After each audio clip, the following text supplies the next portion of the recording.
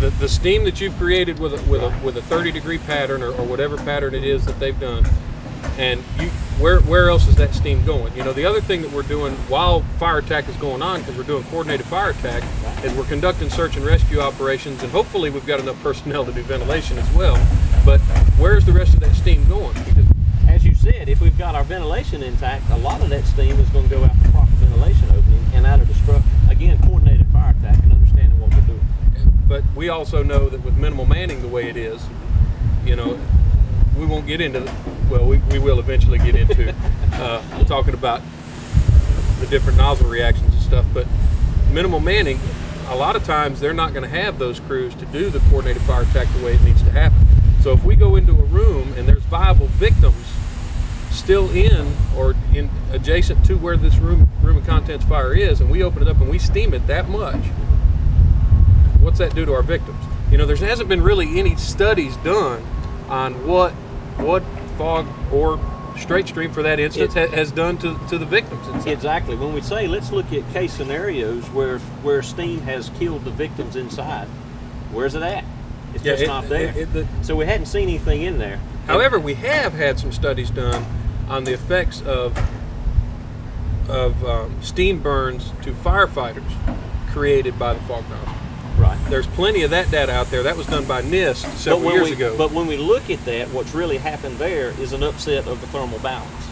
And really in the 1960s, I think the quote that was in one of the texts was the black days or the black decade of thermal imbalance, because firefighters incorrectly use a fog nozzle to the point that they put too much water in the system, which upset the thermal balance, which brought all the superheated gases and everything down on the firemen. And certainly we did have steam burns during that time, and we've had steam burns even today, but I think when we go back and look at it, what we'll have is lack of application or lack of coordinated technique in fire attack. You know, when you really think about the steam, what degrees does it take for steam to be produced? 212 degrees is where steam is going to be produced. And we know we have levels in a structure that are going to be up 1,000, excess 1,200, sometimes 1,500 degrees. And when we interject that water and it turns to steam, what does a room cool to? Usually in a confined compartment fire, again, I'm not saying just a ship fire, I'm saying structure fire. If it's confined, ceilings in place, walls in place, again, to at least 75%.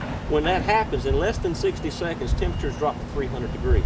In the next minute to two, it stays at that up to 300 to 212 degrees. Scientific experiments have been done to show this. So when I look at that temperature compared to, let's say that does get into another room a little bit, all right? What temperature was there already just from the fire and the superheated gases that have started through the structure? And that's where we don't have good conclusive test results to see what's going on. It seems like any time that people have this debate, you know, that comes up. What you're talking about is if the ceiling's intact and if the walls are intact, and there's a whole lot of variables there. Right. You know, I'm all about the KISS method. Keep it simple, stupid. Right. And you can't get much simpler than open and water comes out. Is that a nozzle? That is the nozzle. You use that to wash your driveway down with? I'm pretty sure that's not a nozzle. This is a nozzle. That is a yellow-headed death nozzle. Oh, no. This has many applications. Correct fog application for one. Door stop. Door stop. No, you know, at least this one is heavy enough to stop the door. Yeah, that's right. I mean, that thing there. I mean, I might as well just throw this in water. Please don't do that. They're expensive. But, all right. So tell me, let's get off fog for a minute. What is the advantage? Same kind of room, let's say a 20 by 20 room, structure fire that we're going into. What advantages are you going to have over a solid stream, a smooth bore nozzle, than on fog? Now, if we use this nozzle and we use it in a straight stream application, I'm going to get seasick. We use it in a straight stream application, and really, take any of your firefighter reference manuals. Take the ISTA book, take the Jones and Bartlett book, the Delmar book, right? Any of them, and you research interior fire attack, what do they tell you to use? Interior. They tell you to do a direct attack with a straight stream. Now, solid stream, straight stream. When we got the straight stream on this going, it's still a broken stream. It's still got the millions and millions of tiny little droplets of water.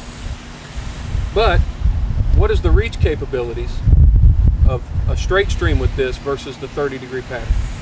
You know, I guess that's where you got reach, you got penetration, and you're going with a direct attack to hit the seat of the fire. Right. You're cooling what's burning, and you're doing it rapidly. 185 gallons a minute with a 15/16 tip on an 1 3/4 at 50 pounds of nozzle pressure. Right. You know, this is, what is this?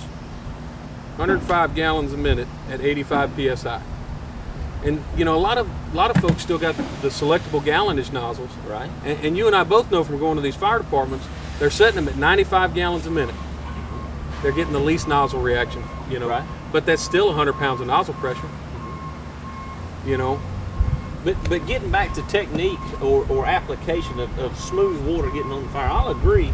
You could get a lump of water in the fire room here, but that's all you're ever going to get. These are either always open or always closed, right? Correct. So it's either always flowing wide open or it's not flowing at all. So we've got a big lump of water coming in.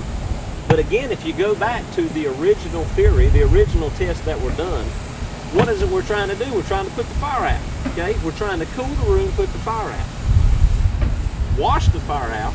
I'm just asking here, where you take a fog nozzle still outside of the room, you interject the droplets, what the fog nozzle is made to do, and you create the steam in that room, which again, as we talked about, it's called an indirect attack, but it actually directly attacks the fire, is able to penetrate the room, knock the initial room down to a safe area where you can go inside, and then when you go in, you simply turn it to your straight stream, 30 degree to straight, and you're able to use the same application as you get in this.